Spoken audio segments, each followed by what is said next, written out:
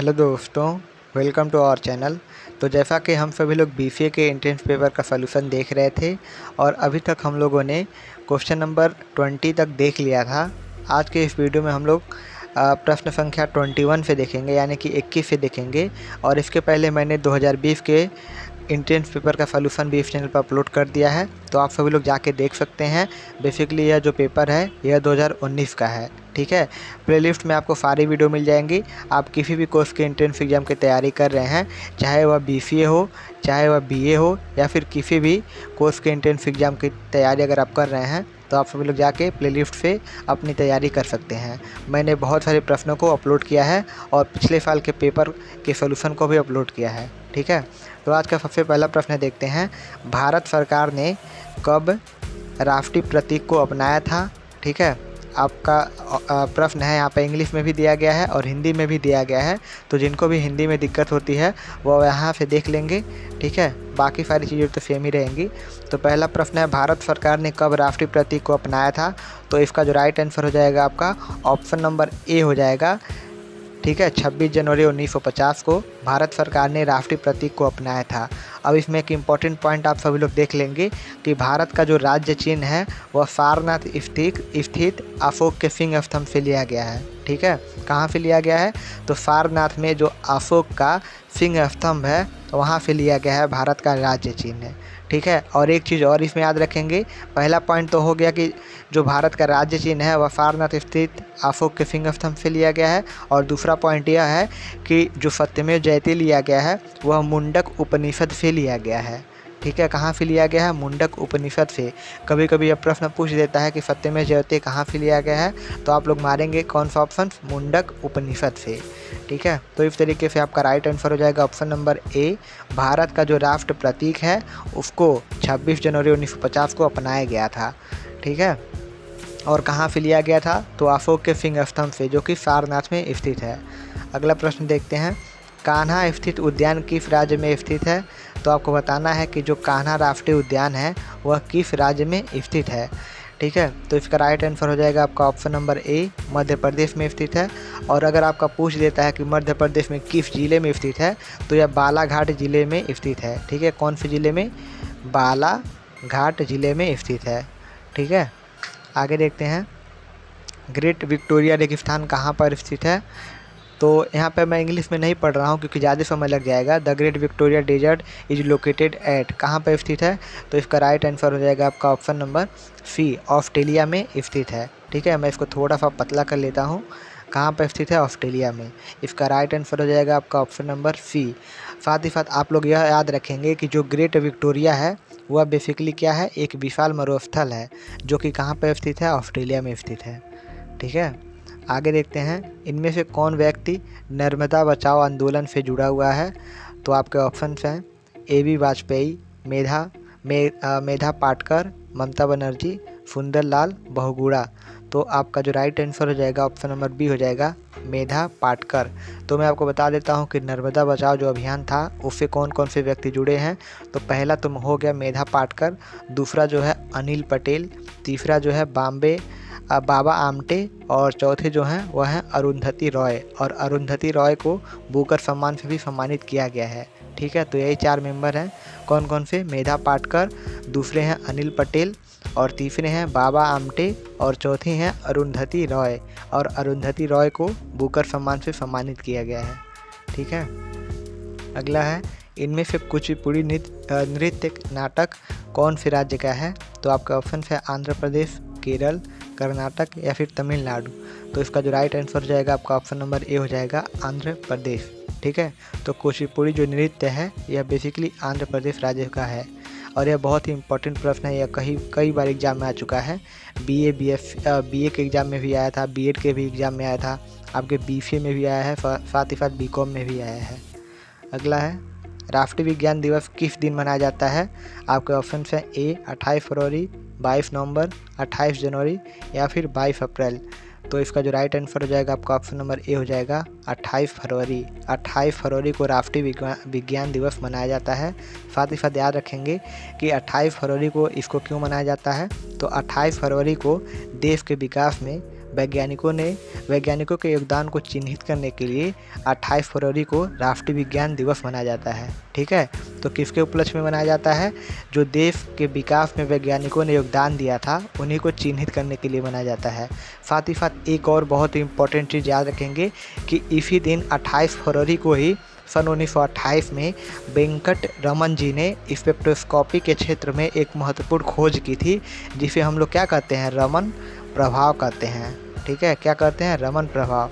तो 28 फरवरी सन 1928 ईस्वी को वेंकट रमन जी ने स्पेक्ट्रोस्कोपी के क्षेत्र में एक महत्वपूर्ण खोज की थी, जिसे हम लोग रमन प्रभाव कहते हैं। तो अगर आपको आ जाता है कि रमन प्रभाव का जो रमन प्रभाव क्यों किसे कहा जाता है, मतलब किस क्षेत्र में काम किया गया था, तो स्पेक्ट्रोस्कोपी के क्षेत्र में काम किया गया था। और किसने किया था? तो वेंकट रमन ने किया था। कब किया था? तो 28 फरवरी सन 1928 को किया था। ठीक है, और 28 फरवरी सन 1928 ईस्वी में यह आपको याद हो गया। साथ ही साथ याद रखेंगे कि 28 फरवरी को ही राष्ट्रीय विज्ञान दिवस मनाया जाता है। और किसके उपलक्ष्य में मनाया जाता है? तो देश के विकास में जितने भी वैज्ञानिकों ने योगदान दिया है उन सबको चिन्हित करने के लिए। ठीक है, इनमें से कौन सा देश सार्क का सदस्य नहीं है? तो आपके ऑप्शन है बांग्लादेश, दक्षिण अफ्रीका, नेपाल या फिर भूटान। तो सबसे पहले मैं आपको बता देता हूँ कि सार्क का मतलब क्या है। तो सार्क जो है आपका, यह इसका फुल फॉर्म होता है आपका, पहले इसको देखते हैं कैसे लिखते हैं। तो SAARC इसको ऐसे लिखा जाता है। इसका फुल फॉर्म होता है south Asian association for regional corporation. ठीक है, यह साउथ एशियन का एक संस्था है, एक ग्रुप है। इसका फुल फॉर्म क्या है? फुल फॉर्म है south Asian association for regional corporation. और इसमें कौन कौन से देश आते हैं? तो मैं आपको बता दूं कि इसमें जो देश आते हैं वह हैं भारत, पाकिस्तान, नेपाल, भूटान, अफ़गानिस्तान, श्रीलंका, मालदीव और बांग्लादेश। ठीक है, कौन कौन से हैं? तो फिर से मैं आपको बता देता हूँ, याद रखेंगे, आप सभी लोग नोट कर सकते हैं क्योंकि यह बहुत ही इम्पोर्टेंट है। सबसे पहले है भारत, ठीक है, इंडिया, पाकिस्तान है, फिर आपका है नेपाल है, भूटान है, ठीक है, अफ़गानिस्तान है, श्रीलंका है, मालदीव है और साथ ही साथ आपका बांग्लादेश है। तो इतने देश जो हैं सार्क में, सार्क में क्या है? मुख्य रूप से दक्षिण एशिया सार्क के हिस्सा हैं। ठीक है, यही जो देश हैं यह मुख्य रूप से सार्क के हिस्सा हैं। तो आपके ऑप्शन नीचे दिए गए हैं बांग्लादेश, दक्षिण अफ्रीका, नेपाल और भूटान। तो जैसा कि मैंने आपको बताया कि बांग्लादेश भी है, भूटान भी है, नेपाल भी है, भारत भी है, पाकिस्तान भी है, अफ़गानिस्तान भी है, नेपाल भी है, लेकिन दक्षिण अफ्रीका नहीं है। ठीक है, दक्षिण अफ्रीका नहीं है। तो इस तरीके से आपका राइट आंसर हो जाएगा ऑप्शन नंबर बी, दक्षिण अफ्रीका, क्योंकि पूछा था कि इनमें से कौन सा देश सार्क का सदस्य नहीं है। ठीक है, तो सबसे पहले आप लोग प्रश्न देखेंगे तो यहाँ पर टिक कर लेंगे नहीं है पर, क्योंकि जैसे ही आप लोग सार्क देखेंगे तो बांग्लादेश को टिक मार के चले आएंगे, जबकि बिल्कुल यह गलत है, क्योंकि बांग्लादेश, नेपाल, भूटान सभी हैं, दक्षिण अफ्रीका नहीं है। और पूछा था कौन सा नहीं है। ठीक है, अगला है the God of small things उपन्यास किसके द्वारा लिखा गया था? तो इसका जो राइट आंसर हो जाएगा आपका ऑप्शन नंबर हो जाएगा सी, अरुंधति रॉय के द्वारा। और अभी मैंने आपको बताया कि अरुंधति राय को बुकर सम्मान से भी सम्मानित किया गया था। ठीक है, ध्वनि निम्न में से किस माध्यम में सबसे तेज गति में यात्रा करती है? ठीक है, तो आपको बताना है कि जो ध्वनि है वह किस माध्यम में सबसे तेज गति में यात्रा करती है। तो आपके ऑप्शन हैं जल, वायु, शून्य स्थान या फिर इस्पात। ठीक है, इस्पात में आपके लोहा वगैरह आ जाएंगे।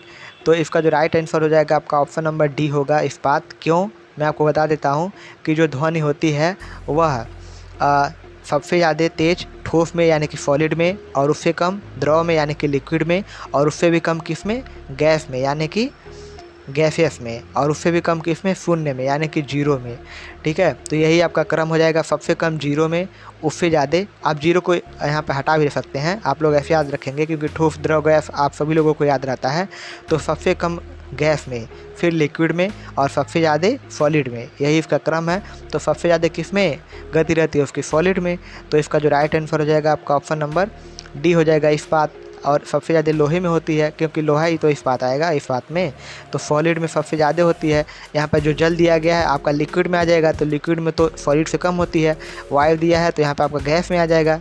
यह भी सबसे कम होता है, शून्य स्थान आपका सबसे कम होता है, ठीक है। लेकिन इस्पात में जो आपका सॉलिड में आ जाएगा तो सॉलिड में सबसे ज़्यादा होती है।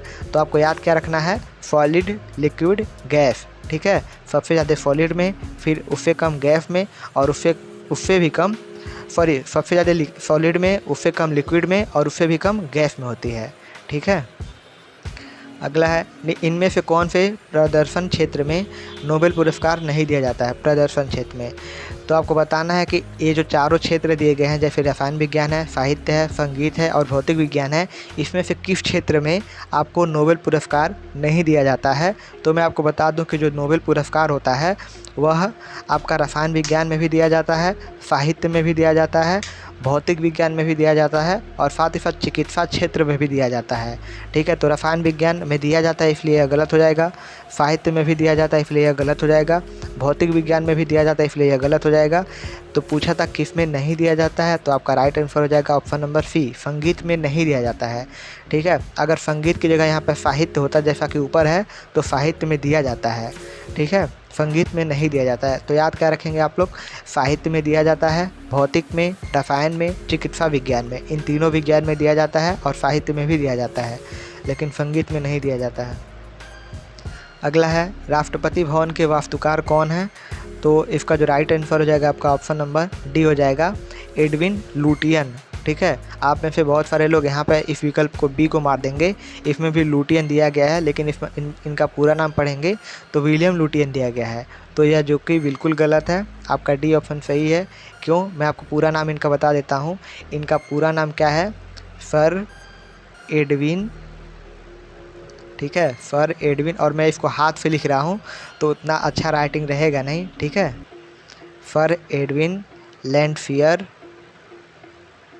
और लास्ट में क्या है आपका, या लुटियन, या फिर कई किताबों में लिखा रहता है लुटियंस, ठीक है। तो क्या है इनका पूरा नाम, सर एडविन लैंडफियर लुटियन, ठीक है। तो एडविन लुटियन यहाँ पे दिया गया है, तो इस तरीके से आपका राइट आंसर हो जाएगा ऑप्शन नंबर डी।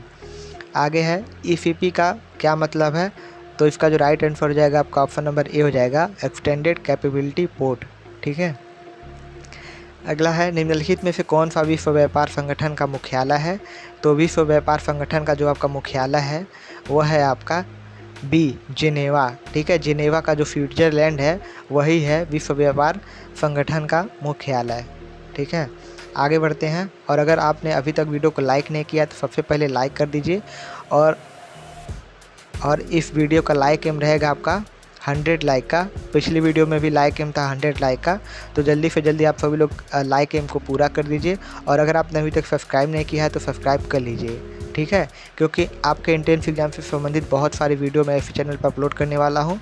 साथ ही साथ आपका कट ऑफ क्या जाएगा, आपका आंसर की कब आएगा, और जैसे ही आपका एग्ज़ाम होगा मैं आपका आंसर की इस चैनल पर अपलोड कर देता हूँ, कट ऑफ अपलोड कर देता हूँ, आपका एडमिशन का पूरा प्रोसेस क्या है, कैसे कैसे आपको एडमिशन मिलेगा, मतलब A to Z सारी चीज़ें मैं इस चैनल पर आपके लिए प्रोवाइड करा देता हूँ बिल्कुल फ्री में। तो आप सभी लोग सब्सक्राइब कर लीजिए। आगे देखते हैं, विंबलडन एक जगह है जिसके साथ जुड़ा हुआ है। तो विंबलडन एक जगह है जिसके साथ क्या जुड़ा हुआ है। तो इसका जो राइट आंसर हो जाएगा वह हो जाएगा लाल टेनिस, ठीक है। क्यों हो जाएगा, तो विंबलडन जो एक जगह है ये एक ट्रॉफ़ी का भी नाम है जो कि लाल टेनिस में दिया जाता है, ठीक है। जैसे आप लोग बैडमिंटन में देखे होंगे, जैसे क्रिकेट में ही मान लीजिए रणजी ट्रॉफ़ी वगैरह होता है, फुटबॉल में मान लीजिए आपका होता है डूरंड कप, बहुत सारे होते हैं, बैडमिंटन में भी बहुत सारे होते हैं, टेबल टेनिस में भी होते हैं। वैसे ही लान होता है, ठीक है, लाल नहीं होता, लान होता है। लान टेनिस में आपका विंबलडन एक कप होता है, एक ट्रॉफ़ी होती है, वही दिया जाता है, ठीक है।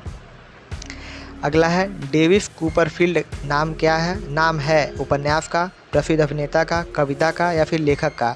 तो डेविड कूपरफील्ड जो है एक उपन्यास का नाम है जो कि बहुत ही फेमस है। तो इसका राइट आंसर हो जाएगा आपका ऑप्शन नंबर ए, ठीक है, और इसका ऑप्शन नंबर भी ए ही था। आगे बढ़ते हैं, भारत के प्रतीक चिन्ह के आधार पर लिखा हुआ सत्यमेव जयते कहाँ से लिया गया है। तो देखिए, जो मैंने आपको ऊपर बताया था उसका आंसर आपको यहाँ से दे सकते हैं। मैंने आपको ऊपर ही बताया था कि जो भारत का राज्य चिन्ह है वह सारनाथ स्थित अशोक के सिंह स्तंभ से लिया गया है। साथ ही साथ जो आपका सत्यमेव जयते है उसको मुंडक उपनिषद से लिया गया है। तो राइट आंसर आपका ऑप्शन नंबर सी, सबसे पहले प्रश्न में मैंने आपको बता दिया था। देखिए यहाँ पे आपको प्रश्न भी मिल गया है। आगे देखते हैं, समुद्री जल से नमक किस विधि द्वारा प्राप्त किया जाता है? तो समुद्री जल से जो नमक होता है वह आपका वाष्पीकरण विधि द्वारा प्राप्त किया जाता है। ठीक है, अगर मैं आपको सिर्फ प्रश्न का आंसर बता दूंगा तो आपको केवल एक प्रश्न याद होगा। अगर मैं पूरा उसको एक्सप्लेन करूंगा, उससे जुड़े कुछ पॉइंट बताऊंगा, तो आपको एटलीस्ट 4 से 5 क्वेश्चन याद हो जाएंगे, जो कि आपके लिए बहुत ही बेनिफिट होगा। ठीक है, आगे है, विश्व होम्योपैथी दिवस 2019 किस तिथि को मनाया जाता है?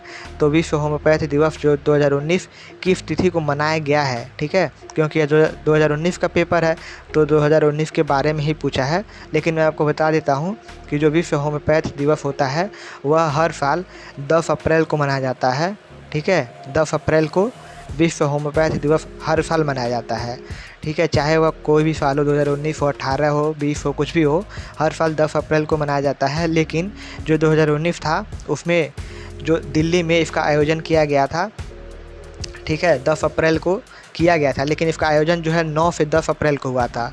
ठीक है, 2 दिन का इसमें सम्मेलन था, दिल्ली में 2 दिवसीय सम्मेलन था, 9 अप्रैल से 10 अप्रैल तक, और उसमें विश्व होम्योपैथी दिवस मनाया गया था। ठीक है, तो राइट आंसर है आपका ऑप्शन नंबर डी, 9 अप्रैल। लेकिन आपके जो ऑप्शंस हैं, अगर इसमें 10 अप्रैल रहता तो आप लोग 10 अप्रैल को मारते, लेकिन पूछता विश्व होम्योपैथी दिवस कब मनाया जाता है, तब आप 10 अप्रैल को मारते। ठीक है, तो आप लोग इतना ही याद रखेंगे कि विश्व होम्योपैथी दिवस हर साल 10 अप्रैल को मनाया जाता है, और 10 अप्रैल जैसे ही ऑप्शन में आएगा आप लोग टिक मार देंगे। ठीक है, भारत का प्रथम ई पासपोर्ट किसे जारी किया गया था? तो भारत का जो प्रथम ई पासपोर्ट था वह आपका जारी किया गया था किसे? प्रतिभा पाटिल को जारी किया गया था। ठीक है, तो आपका राइट आंसर हो जाएगा option number C, Pratibha Patil. आगे है, घरेलू वायरिंग में पावर सर्किट हेतु फ्यूज की रेटिंग क्या होती है? तो जो घरेलू वायरिंग होता है उसमें पावर सर्किट हेतु जो फ्यूज की रेटिंग होती है वह होती है आपकी 15 एम्पियर। ठीक है, कितनी होती है? 15 एम्पियर। तो आपका राइट आंसर हो जाएगा ऑप्शन नंबर सी। तो इस तरीके से हम लोगों ने आज भी 20 प्रश्नों को देख लिया है, और अगली वीडियो में भी हम लोग 20 प्रश्नों को और देखेंगे और पूरे उसके व्याख्या के साथ देखेंगे। तो अगर आपको वीडियो अच्छी लगी तो वीडियो को लाइक करें, और आपको कितना प्रश्न इसमें से आ रहा था आप सभी लोग कमेंट में ज़रूर बताएँ। ठीक है, और इसके पहले जितने भी वीडियो मैंने अपलोड की है जाके ज़रूर देखें, प्लेलिस्ट ज़रूर चेक करें, और चैनल को सब्सक्राइब ज़रूर करें। तो आज की इस वीडियो में बस इतना ही, मिलते हैं आपसे अगली वीडियो में। Thank you so much.